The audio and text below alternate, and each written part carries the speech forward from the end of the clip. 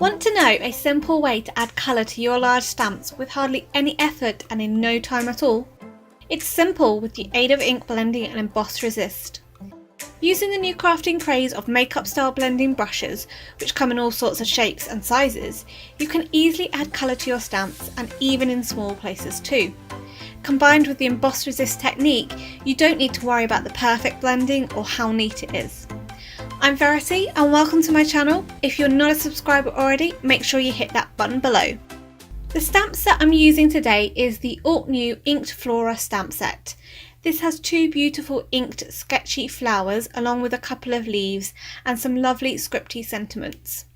I placed a piece of Neenah Classic Crest Solar White £80 card into my stamping platform, as this is great for distress oxide blending.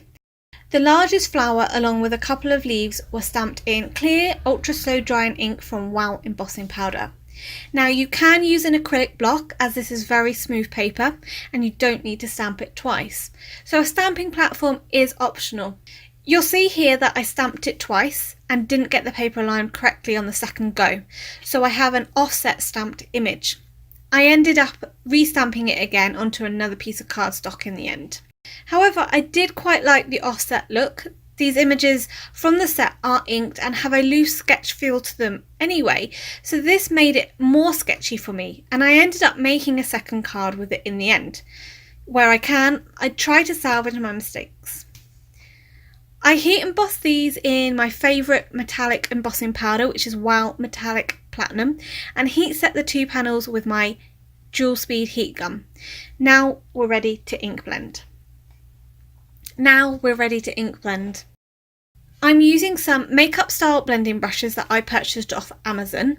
The set has a variety of sizes and the small brushes with different shaped heads are great for adding colour to smaller areas. I start off by applying Tattered Rose to the whole of the flower using a medium round brush from the set, and then I apply Victorian Velvet to the areas of the flowers and petals that are more towards the centre of the flower, adding colour to these areas adds dimension and shading. After this, I use an even smaller brush from the set to add seedless preserves into the nooks and crannies, and then I go back between the colours to blend and smooth the colour transitions out so I've not got too many harsh lines. To clean the brushes, it's really easy. Just use a baby wipe to wipe off the colour from the brush and then dry it by brushing it on a dry paper towel. To check that it's clean, just try and blend on a piece of scrap white paper to ensure no colour comes off. Now you may think it will look a hot mess, but don't worry. Once you cut it out, it will look fantastic, and I allowed the ink to go over the edges of the stamp. So this is when you've cut out the images, you're not going to have like a white outline and a halo. It's more natural. For the leaves of the cards, I used the same principle. I used crushed olive, shabby shutters and lucky clover. So for the offset embossed flower, I also coloured this in using some different distress oxides.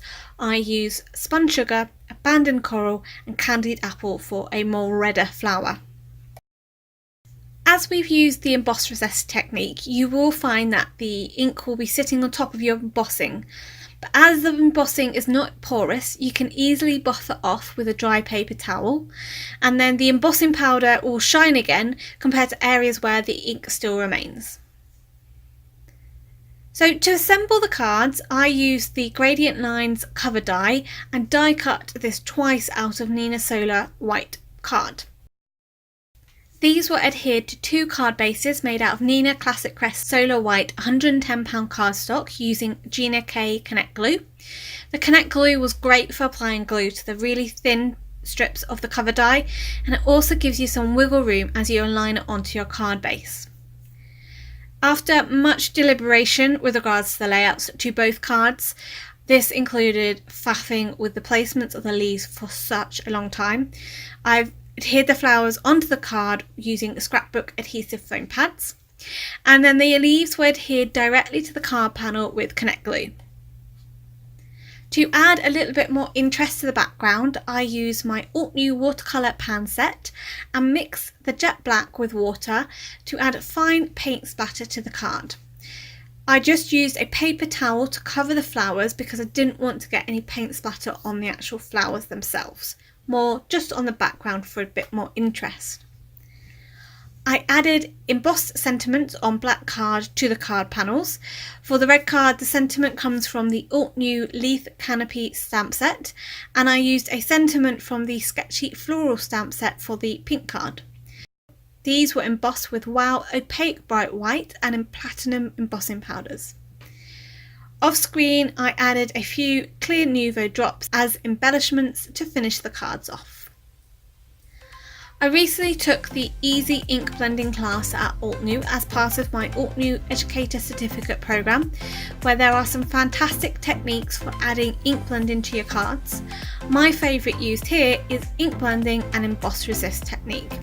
It is a great way to add colour quickly that allows the embossed stamp to pop against the colours, and you haven't got to worry about being too neat and tidy. This card was also produced as part of my design teamwork for Bumbleberry's Papercrafts. This is an online UK stockist of a variety of American craft brands. Links in the description below include a selection of supplies used to make this card, which you can purchase over at Bumbleberry Papercrafts. If you enjoyed today's card, please give this video a like, make sure you check out this other video, and I'd love it if you could subscribe to my channel. Just hit that button below as well as the bell icon to be notified when my next video is up. Until next time, happy crafting!